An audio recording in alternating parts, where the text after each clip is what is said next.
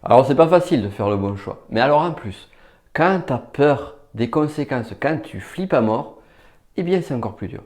Alors c'est pour ça qu'on va parler de ça aujourd'hui et je vais donner une solution. Une très très bonne solution que j'utilise moi.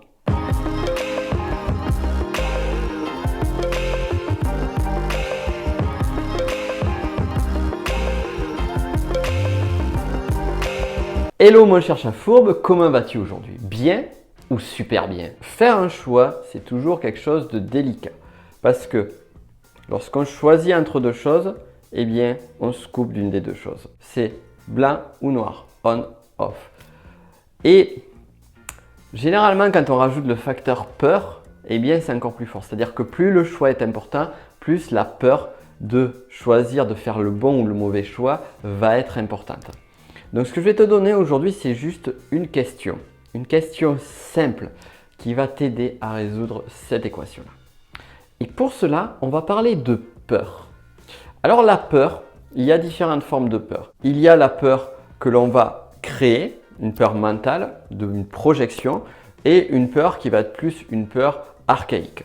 Quoi qu'il en soit, les mécanismes de la peur vont être, si on regarde les mécanismes classiques, ceux de l'homme préhistorique, car en regardant ce mode de fonctionnement, on comprend mieux pourquoi on a telle ou telle émotion et leur mode de fonctionnement. C'est que vis-à-vis de la peur, on va aller sur de la fuite, de l'attaque ou de l'inhibition.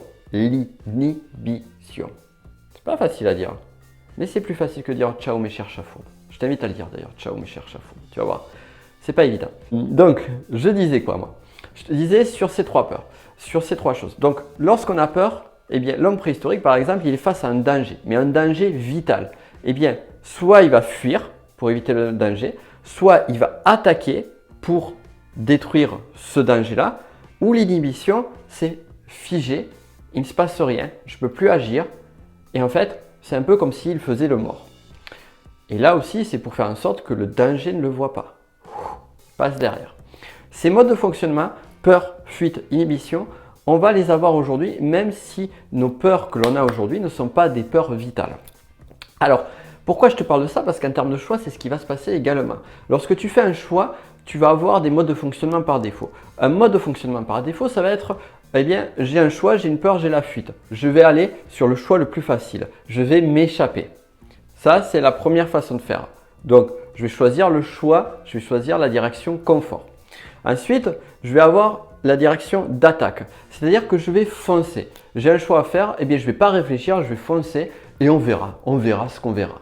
Et la réaction d'inhibition, c'est quoi? Bien, en fait, c'est que je ne vais rien faire. C'est que je dois choisir entre ça et je vais attendre jusqu'à que finalement la situation se débloque d'elle-même ou pas.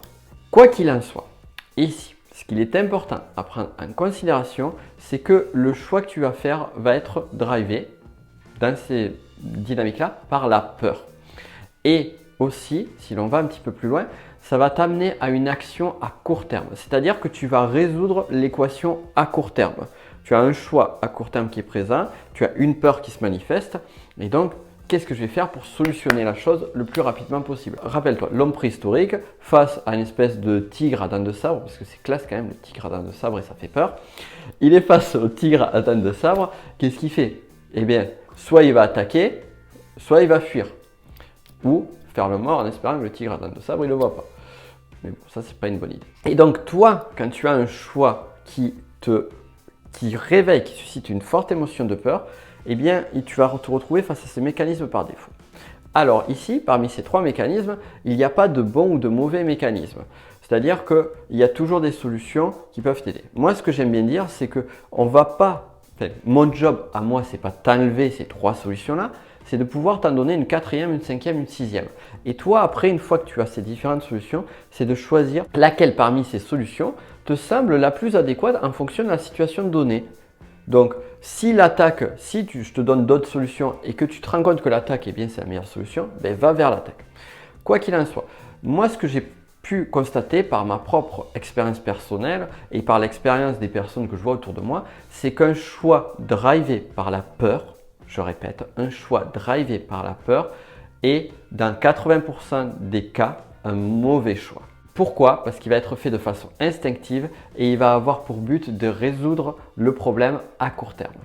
Alors que la stratégie parfaite, c'est de pouvoir résoudre le problème à court terme, mais surtout à long terme. Parce qu'on a beau résoudre un problème à court terme, il peut amener des conséquences et des problématiques à long terme que l'on n'aurait pas eu initialement. Donc la clé, la solution, c'est comment arriver à penser long terme et à agir long terme.